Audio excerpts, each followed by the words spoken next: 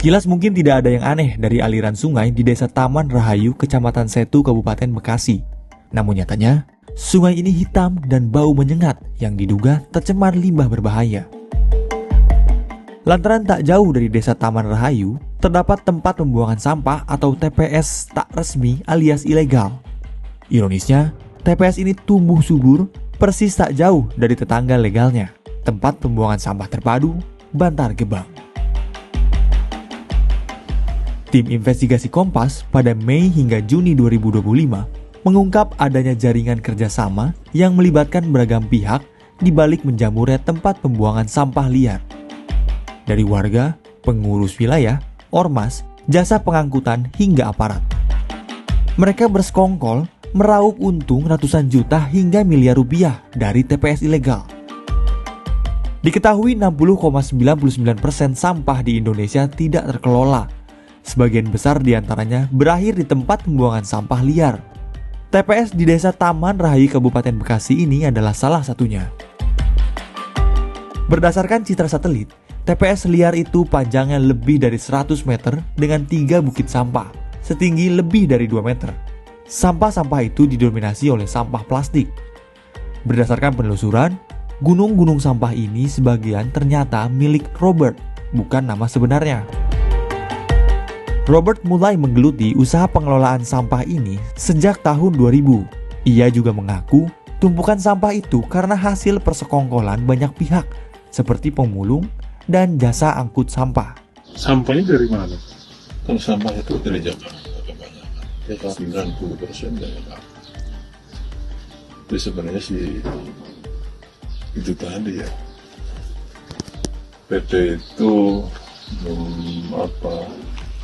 memberikan harga terlalu murah pada saat lelangan itu, dan orang itu nggak punya lahan, nggak punya pengolahan. Harusnya kan begitu. Iya. Standarnya Standarnya ada sampai pengolahan tuh Pak. Ya. Ternyata nggak punya. Persyaratan itu cuma pinjam punya orang, pekerjaan dikerjakan orang. Itu ya masalah ya, krusialnya di situ.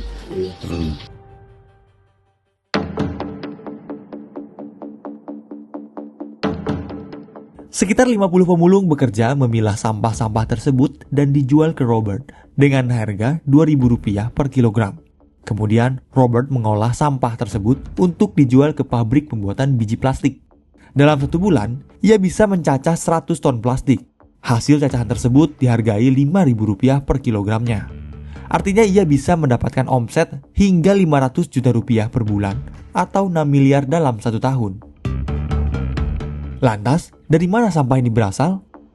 Sampah-sampah ini didapatkan dari jaringan pemulung. Pemulung memiliki jaringan dengan truk pengangkut sampah dari Jakarta. Menurutnya, 90% sampah-sampah ini berasal dari hotel, mal, restoran, dan apartemen di Jakarta. Padahal, menurut peraturan Gubernur DKI Jakarta, kawasan-kawasan elit itu wajib mengelola sampahnya sendiri. Biasanya, dengan menyewa jasa pihak ketiga yang berizin.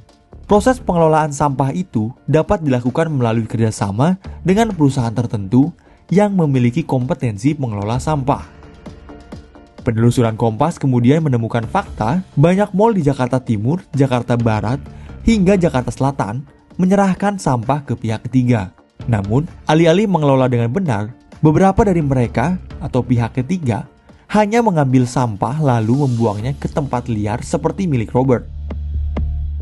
Seperti mal di Jakarta Selatan ini yang tutup pukul 22.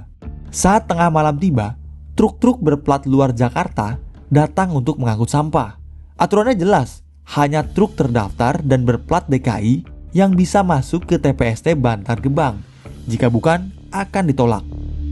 Sistem kerjasama inilah yang memunculkan celah adanya pembuangan sampah liar.